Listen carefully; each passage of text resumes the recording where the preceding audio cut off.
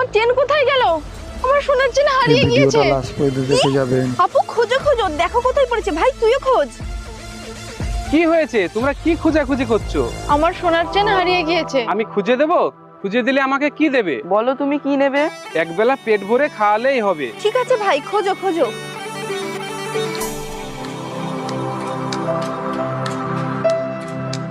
এই দেখো, পেয়ে গেছি তোমাদের শোনাচ্ছেন। চলো এবার পেট ভরে খানা খাও। হ্যাঁ চলো চলো। আহ, ডিম